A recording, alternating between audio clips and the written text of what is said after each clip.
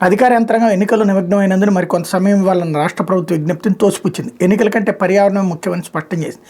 గడువు పొడిగిస్తూ వెళ్తే అధికారులు నిద్రపోతారని, అక్రమ తవ్వకాలు కొనసాగుతూనే ఉంటాయని ఘాటుగా వ్యాఖ్యానించింది. ఎన్జీటీ తీర్పును సవాల్ చేస్తూ జయప్రకాష్ పవర్ బెంచెస్ దాఖలు చేసిన అప్పీలుపై విచారించిన జస్టిస్ అభయ్ ఎస్వాకా, జస్టిస్ ఉజ్వల్ భూయాలతో కూడిన ధర్మాసనం ఈ మేరకు ఉత్తర్వులు జారీ చేసింది. ఎన్జీటీ తీర్పులోని 7వ క్లాజ్ 18 కోట్ల జరిమానాపై తప్ప ఇంకే అంశంపైన తాము స్టే ఇవ్వలేమని స్పష్టతనిచ్చింది. వాడికి కూడా కావాల్సింది అదే, జరిమానా ఆయన చెల్లించనీయకుండా ఆపితే చాలు, మిగతా దాడికేం పోయే ప్రభుత్వానికి కానీ సమస్య. లేకపోతే పింఛన్లపై సర్కారు మరో కుట్ర, లబ్ధిదారులను ఇబ్బంది పెట్టడమే ప్రభుత్వ పెద్దల లక్ష్యం. ఇంటింటికి పింఛన్లు సులభమైన ససేమిరా, ముందు సచివాలయాలకు ఆ తర్వాత బ్యాంకుల చుట్టూ తిరిగేలా వ్యూహం, నెపం ప్రతిపక్షాల మీదకి నెట్టేసే దురాలోచన.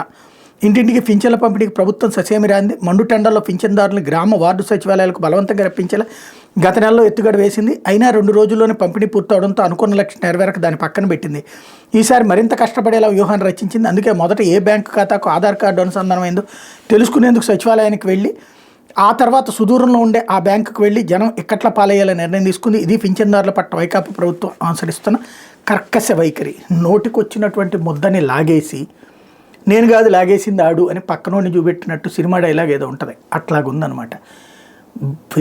వాలంటీర్ని తీసేయించేది వీళ్ళే, తీసేసిన తర్వాత ఆ ఇళ్ల దగ్గరికే డబ్బులు ఎందుకు ఇవ్వాలి అని అడిగేది వీళ్ళే. ఇప్పుడు వాళ్ళు అల్లాడుతున్నప్పుడు వాళ్ళందరూ తిట్టుకుంటున్నారు కాబట్టి అది ఓట్లు రివర్స్ అవుతుందని తెలియగానే అబ్బేబ్బే ఇదంతా కూడా అసలు ప్రభుత్వమే చేస్తోంది అనేది ప్రజలు ఇన్నాళ్ళ నుంచి చూశారు కదా. ఎందుకు వాళ్ళకి ఆపాలి ప్రభుత్వం? ఎవరు ఆపిచ్చారు? అసలు వాలంటీర్ వ్యవస్థను ఆపిచ్చింది ఎవరు? పెన్షన్ ఇంటి దగ్గరకు వద్దని ఆపిచ్చింది ఎవరు?